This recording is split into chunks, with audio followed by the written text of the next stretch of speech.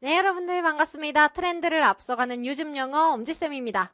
우리 오늘은요, 고2 후반부 해설을 진행해 보려고 합니다. 2025년 3월 학평의 고2 후반부 보도록 할게요. 우리 학평 해설 강의는 어떻게 하는 거냐면 이 문제를 어떻게 풀었어야 되는지, 근거가 어디에 있는지 요걸 짚어드리는 강의입니다. 처음부터 끝까지 꼼꼼하게 해석해드리고 구조 분석해드리는 강의가 아니에요. 만약에 내가 내신용으로 학평 지문 공부하고 싶어요. 이런 학생들은 학평 변형 강의를 들으셔야 되고 해설 강의에서는 간략하게 답의 근거 확인하고 답의 근거가 확인되면 다음 지문으로 넘어가는 식으로 진행됩니다. 자, 35번이요. 흐름과 무관한 문장을 골라주셔야 되는데 요 1번 앞쪽 있죠? 요 앞쪽에서 핵심 소재를 잡으셔야 됩니다. 처음 문장부터 읽어볼게요. Dictionaries are 이라고 되어 있어요. 사전은 얘들아, 너희들은 일상적으로 대화할 때 사전이라는 이야기를 얼마나 해? 사전에 관한 이야기를 우리가 늘상 하면서 살지는 않죠. 그러니까 사전 얘기네? 라는 게 한번 들어와야 돼, 머릿속에. 사전이 비교적 좋은 resources, 자원이에요. 원천입니다. 누구가 for anyone, 누구든지 interested in, 흥미를 가지고 있는 누구든지에게 꽤나 좋은 자원이에요. In finding out what a word means래요. 단어가 어떤 의미인가를 알아내는 것에 관심을 가지고 있는 누구든지에게 좋은 자원입니다. 라는 거예요. 사전. 사전 좋네. 사전 좋아. 단어 뜻 찾아볼 때 유용해. 요 얘기한 거야. 그 다음에 using one set of words to define another word까지 밑줄 한번 그어볼게요. 한 세트의 단어를 사용하는 거야. 뭐 하려고? 정의하려고. 또 다른 단어를 정의하기 위해서 하나의 단어를 사용하는 것이 is called, 불립니다. 뭐라고 불리냐면요. lexical definition 이라고 불린대요. 어휘적 정의라고 불린다는 겁니다. 그러니까 요 현상을 이렇게, 이런 좀 멋있는 용어로 말해 라는 거지. 요거까지 한번 정리해 볼게요. 우리가 이제 사전 이야기를 했는데 사전에서는 단어를 정의할 거 아니야. 단어의 의미를 정의할 거 아니야. 근데 그 의미를 정의하는 방식이 어떻게 됩니까? 우리가 사전을 찾았어. 그러면 그 밑에 다른 단어들로 얘를 설명해 놓잖아. 그게 여기 있는 거야. 그걸 단어 돌려막기인 거지. 그래서 어떤 단어로 다른 단어를 정의하는 거. 요 현상을 우리가 이제 고급스러운 어휘로 어휘적 정의다. 뭐 요렇게 얘기한다는 거죠. 그 다음에 밑에 but 근데 it's important 라고 합니다. 중요해요 라고 하니까 뭐가 중요한지 여기 집중해서 읽어달라는 뜻입니다. 중요하다고 필자가 자기가 자기 입으로 얘기하잖아요. 중요하대. 뭐가 중요하냐면 이해하는 게 중요하대요. 사전이 갖고 있는 리미트를 이해하는 게 중요하대요. 리미트 한계죠. 사전의 한계를 이해하지. 사전의 단어를 의미를 나타내는 그런 걸 보여주는 아주 좋은 원천이긴 한데 얘가 이런 형태를 쓰지. 단어를 가지고 단어를 정의하는 단어 돌려막기를 하거든? 이게 이제 사전의 방식이잖아. 근데 얘가 한계가 있다는 거야. 요렇게. 그럼 얘들아, 정상적인 인간이라면 한계가 있다라고 하고선 끝나는 게 아니고 한계가 뭔데? 그걸 설명해줘야지 정상적인 인간이겠죠. 그럼 뒤에 뭐가 나오냐면 한계점에 대해서 좀 설명이 나왔으면 좋겠어. 보니까 more often than not 이라는 표현은 대부분 이란 뜻입니다. 대부분의 경우에 정의라는 것이 어떤 사전에 있는 정의는 필요로 합니다. 요구합니다 할 때 얘 오형식 동사로요. 목적어가 투부정사하도록 뭐라는 거야. 요구하다라는 뜻이에요. 독자들이 갖고 있도록 요구해야 돼요.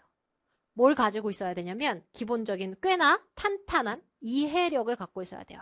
지금 사용되고 있는 언어에 대한 이해력이요. 그러니까 이게 한계점이야. 한계점을 정리하자면 이거야.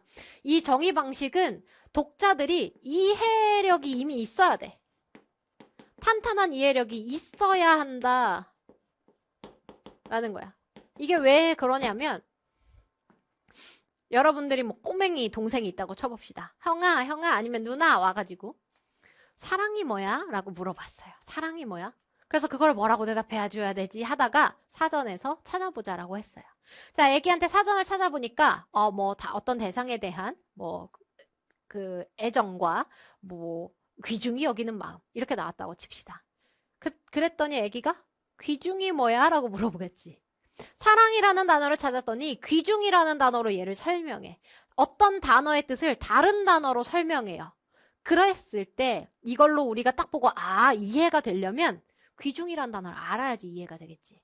그러니까 어떤 단어의 뜻을 알려면 다른 단어의 뜻을 알고 있어야 돼요. 꽤나 어휘력이 뒷받침이 돼야 사전을 통해서 우리가 어휘를 이해할 수 있게 되는 거지. 그러니까 이게 사전의 한계인 거야. 됐니? 어휘를 돌려막으려다 보니까 어휘력이 있어야 돼. 그 다음 in other words, 즉 쟤는 다시 말해서 라는 뜻이죠. 다시 말해서. 같은 말을 단어만 바꿔서 다시 하겠다는 뜻입니다. 앞문장이랑 같은 말이 나올 거예요. 근데 단어까지 똑같이 쓰면 그건 이상한 사람이지. 똑같은 문장 2번 쓰면, 복붙하면. 그게 아니고 단어는 바꾸지만 앞에 있는 말이랑 거의 똑같은 말이야 라는 이야기가 in other words입니다. 딕셔너리는 기능이에요. In many cases, 많은 경우에 뭐로서 기능하냐면 할 때 function as, 뭐뭐로서 기능합니다. cross reference, 상호 참조 혹은 번역기로서 기능을 합니다. 상호 참조라는 건 얘를 찾았더니 쟤가 나오고 쟤를 찾았더니 얘가 나오고 이렇게 나오는 거. 사랑을 찾았더니 애정이 나오고 애정을 찾았더니 사랑이 나오는 서로 참조해야 되는 이게 상호 참조입니다. 혹은 번역기로서의 기능을 해요. 단어들 간에. 어떤 단어냐면 누군가가 알고 있는 단어와 and 그리고 이때 between A and B 아시죠? A와 B 사이의 번역기인데요. 누군가가 알고 있는 단어와 그리고 that one doesn't yet know 아직 모르고 있는 단어 사이에 번역기 역할을 한다라는 거야. 알고 있는 단어와 모르고 있는 단어 사이에 번역기 역할을 해주는구나. 이게 단어의 한계점이라는 겁니다. 됐니? 자, 그러니까 앞에서 우리 1번과 2번은 지금 한계점을 계속 이야기하고 있었어요. 어휘로서 어휘를 정의하는 것의 한계점. 3번 볼게요. There are words. 단어들이 존재합니다. 근데 그게 어떤 단어들이냐면요 하면서 that may be defined. 정의될 수도 있는 단어들이요. Not through other words. 다른 단어에 의해서, 다른 단어를 통해서 정의되는 게 아니라 but only by pointing to something in our experience까지 이렇게가 다 단어들이에요. 우리 경험에 있는 어떤 것을 지칭함으로써, 어떤 것을 가리킴으로써 정의되는 단어들이 존재할 거래. 야, 그러면 여기에서는 다른 단어로 정의되는 게 아니래. 우리는 계속 무슨 얘기했는데 단어로 단어 정의하는 걸 얘기했는데 지금 얘는 무슨 얘기하고 있어요? 그거 아니고 경험을 이야기해야만 단어를 정의할 수 있는 단정 아니고 단어 정의. 마음대로 줄여 쓰죠? 네, 단어 정의. 할 수 있는 그런 단어들도 존재해 라고 하는 거예요. 지금 단어 정의라는 큰 맥락에서는 얘가 문제가 없어 보이지만 단어 정리의 방식들이 있는데 그중에 우리는 단어로 단어를 돌려막는 방식 얘기를 하고 있었는데 얘는 딴 얘기죠. 그랬을 때 네가 스파이네 라고 하고 바로 넘어가지 마시고 다음 걸 읽고 가셔야 돼요. 다음 걸 읽었을 때 얘를 뒷받침해주면 그럼 얘는 틀린 게 아니지.